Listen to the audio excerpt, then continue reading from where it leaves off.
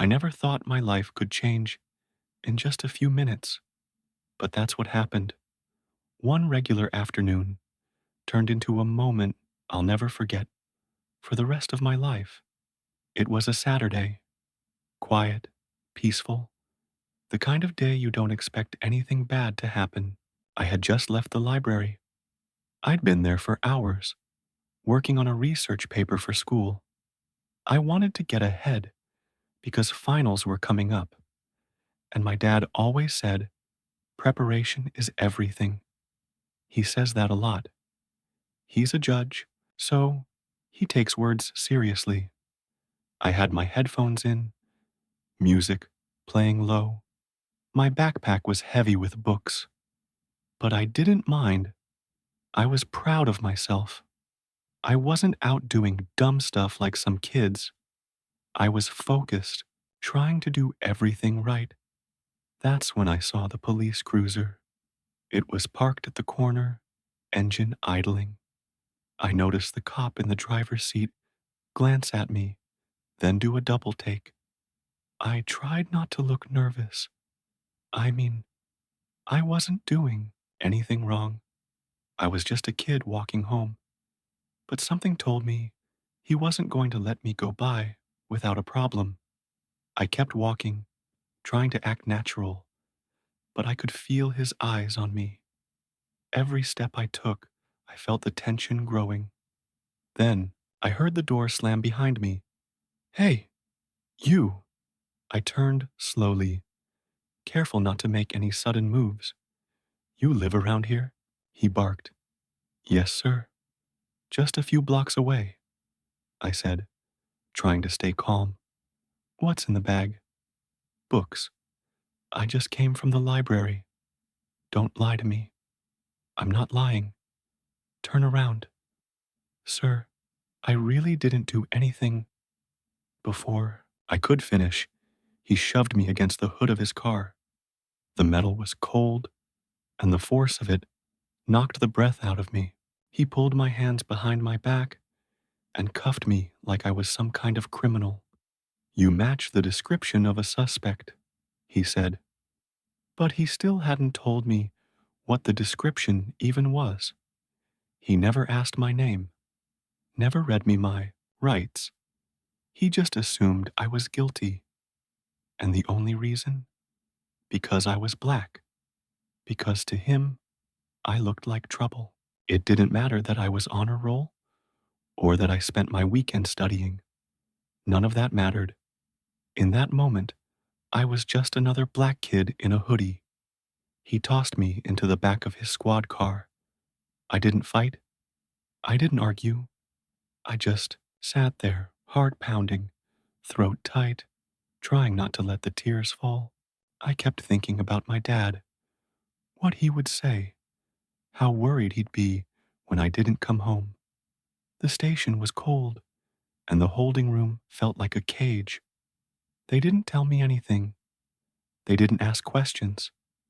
They just left me there, alone with my thoughts, feeling like the world had turned upside down. Then the door opened. At first I thought it was just another officer, but then I saw him. My dad. He didn't yell.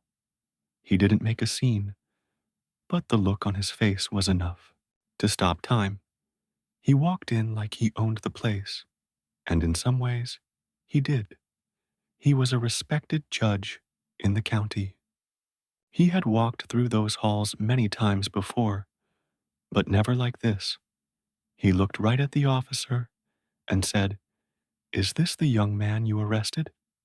"Yes, sir," the cop said confidently. "That young man," my dad said, stepping closer, "is my son." The room went silent. I watched the officer's face change. His confidence melted away. His eyes darted, like he was trying to figure out how to fix what he'd just done. My dad didn't shout. He didn't need to. His presence alone was louder than any words. "You arrested my son without cause. You didn't call a lawyer. You didn't call a guardian. You didn't even ask his name. I He matched the description. You made a mistake, a dangerous one. Then, without another word, my dad took the keys and uncuffed me himself. His hands were gentle, but his eyes were filled with fire. Let's go, he said to me, and I followed him out of that station, trying to hold back the storm of emotions inside me. In the car, I couldn't speak. My hands were shaking, and my throat felt tight. I stared out the window, trying to make sense of what had just happened. My dad finally broke the silence. I'm proud of how you handled yourself, he said quietly. You did nothing wrong. That's when I started to cry. Not loud, but the kind of tears that just fall because your soul doesn't know what else to do. My dad reached over and placed his hand on my shoulder. I'm so sorry you had to experience that, he said, but we're going to make sure that officer is held accountable. And he did. He filed a complaint. He demanded a full investigation, and because of who he was, because of the truth, justice was served.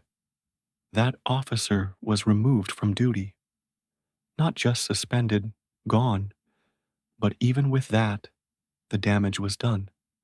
Because the truth is, if my dad wasn't a judge, if he didn't walk through that door when he did, I don't know what would have happened to me.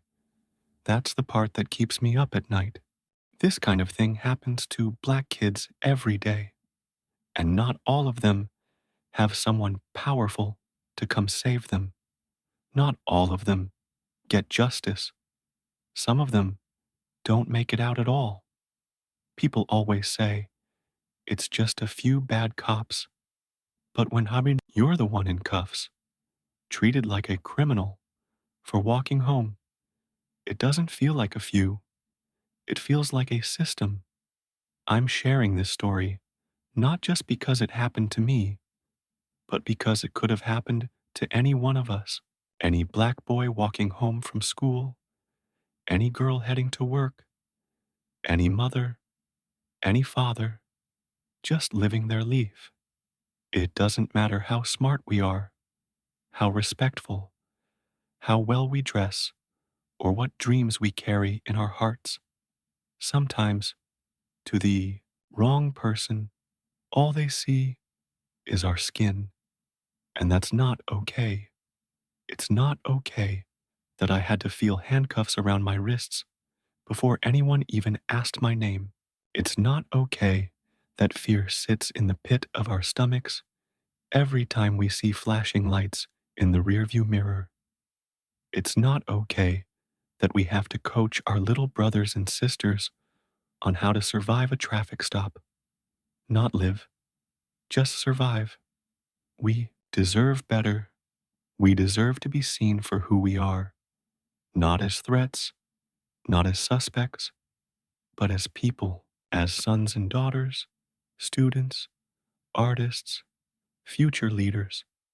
We deserve to be treated with respect and dignity, no matter where we live or what we look like.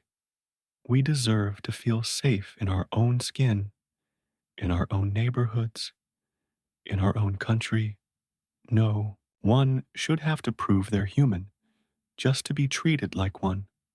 And until that day comes, until the world changes in a real way, we keep telling our stories. We speak up, even when our voices shake.